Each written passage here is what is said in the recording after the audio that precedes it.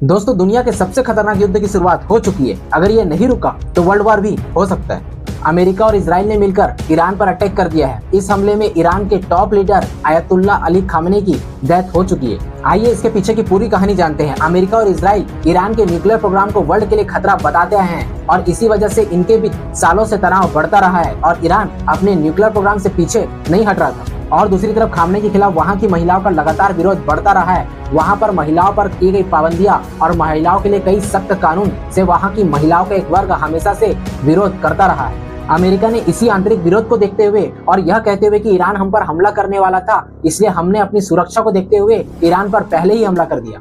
इसके जवाबी कार्रवाई में ईरान ने भी इजराइल के साथ साथ 12 देशों में हमले कर दिए हैं जहां अमेरिका के मिलिट्री बेस बने हुए थे, जिनमें UAE, Saudi Arab, Qatar, Kuwait, Oman, Jordan, Bahrain ऐसे कई देश शामिल है।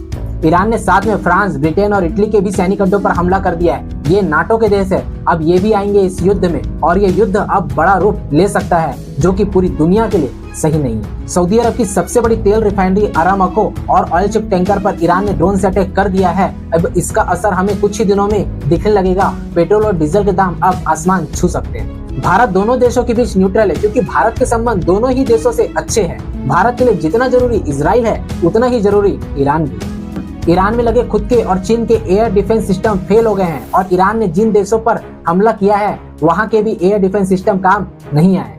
और दूसरी तरफ जब हमारे भारत में ऑपरेशन सिंदूर चल रहा था और पाकिस्तान लगातार हमारे भारत पर ड्रोन और मिसाइलों से लगातार अटैक कर रहा था, तब हमारे भारत के किसी भी गांव, किसी भी शहर में एक भी मिसाइल नहीं गिरी थी। ये था हमारे भारत का एयर डिफेंस सिस्टम। ये है हमारे भारत की आज की ताकत। आप सोच रहे होंगे जैसा हाल आज ईरान का और दूसरे देशों का हुआ है, क्या वैसा कभी भारत का हो सकता है? नहीं।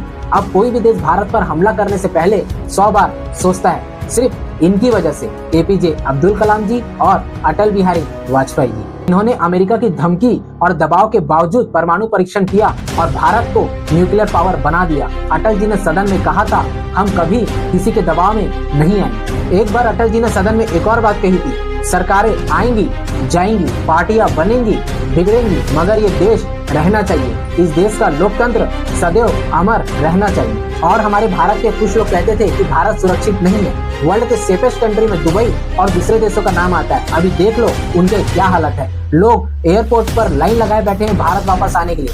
मुसीबत में सबको भारत ही आता है। आज पूरी दुनिया में युद्ध चल रहा है, कई देश आपस में लड़ रहे हैं और हम अपने भारत देश में सुरक्षित बैठे हैं, अपने त्योहार मना रहे हैं। हमें गर्व होना चाहिए कि हम भारत जैसी धरती में पैदा हुए।